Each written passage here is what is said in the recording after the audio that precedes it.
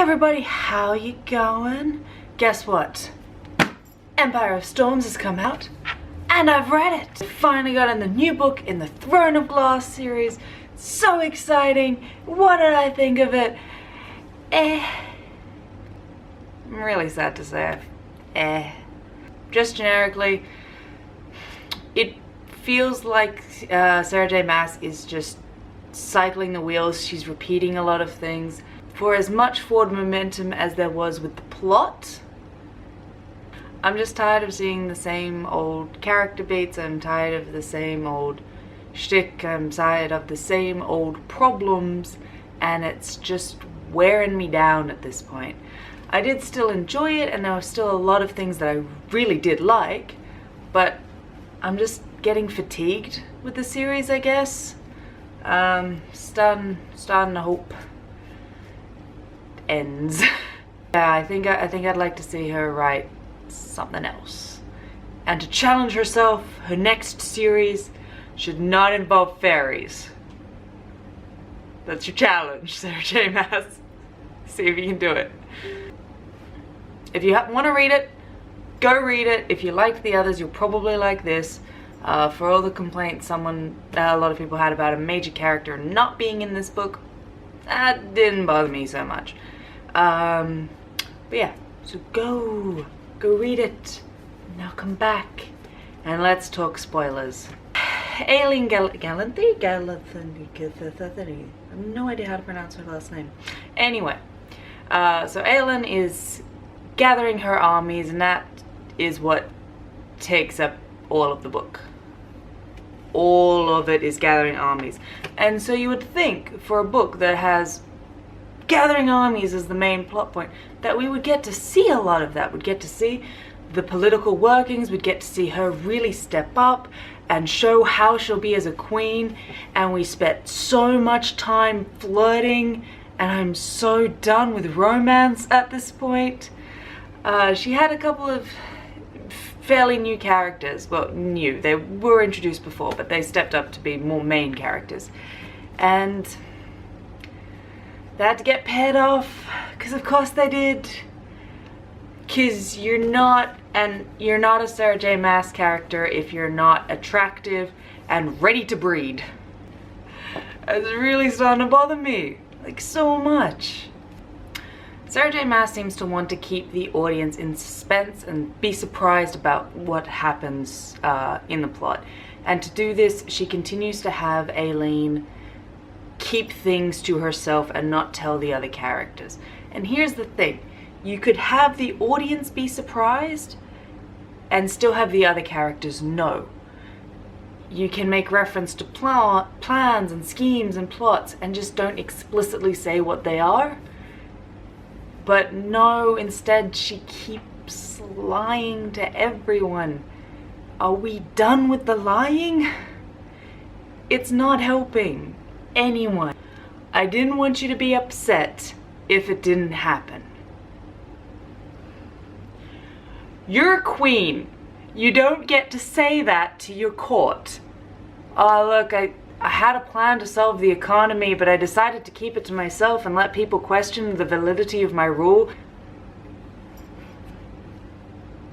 Ailyn, no. Bad. Rowan finally cut down on the territorial bullshit that he'd been doing, which was a nice change of pace. So he turned from, oh my god, you're annoying, to, well, you're there. Fine, I don't actually have an objection to this anymore. Dorian had nothing to do. Nothing at all. Like, they could have left him with Chaol, who does not make an appearance in this book, and it would not have made a difference.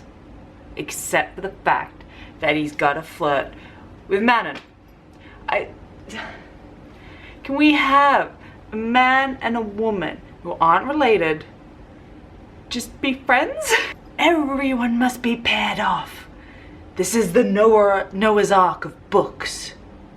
It's all leading to Bangtown. It's all leading to sex, is what I'm saying. So yes, while the main characters drove me a little bit nuts, the side characters were fun. Elodie still amazing, still love her. Manon and the 13, wonderful, love her as well. So yeah, I'm kind of in it for them now. Side note, I'm really tired of reading about how mind-bendingly beautiful everyone is. We get it. This is a world populated by Victoria's Secret's models. We gotcha. We understand. Anyone who's Fae, we're just going to assume that they're inhumanly attractive. You don't need to tell us. You don't need to have the characters react. We believe you, because at the moment there is this beauty power creep, and every time she feels the need to describe someone as beautiful, as she'd been pretty before, but now she was beautiful. Beautiful is meaningless now, because everyone is that beautiful, and it's just tiresome and really annoyingly shallow. But let's talk about my biggest problem with the book. There is one scene that made me angry. Phone. There is one scene that made me angry. Made me furious. And that is because throughout the novel, throughout the series, Selena Aileen has desperately needed female friends. Hell, she's desperately needed friends, period. Any friends who she did not either want to bone or has boned or is going to bone in the future. Just friends, platonic friendship. We finally really have one. Nehalima was cool, but there was not, to be honest, like the friendship was described as really powerful, less than it was shown to be really powerful. So, and she's been dead for like 3 books, so no one cares. I mean, they keep saying they care, but in actual fact, no one cares because death has no consequence. Sorry, getting distracted here. Talking about friendship. After this battle, Lysandra has been wounded, very gravely wounded, and she's become one of Aileen's close friends, and it makes sense. They're both incredibly impressive, amazing women who are the best at their particular arts that they've had to hone just in order to survive. They're strong even if they don't get along with other people, and they've got a shared history that could lead to so much interesting dialogue, both confrontational and personal and sweet, and they have such a deep respect for each other. And Lysandra has just been potentially mortally wounded. We don't know that she's not mortally wounded at this point. And she's there on the beach, and Aelin leaves her. What? Aelin leaves her because Aiden now gets to act all possessive and territorial.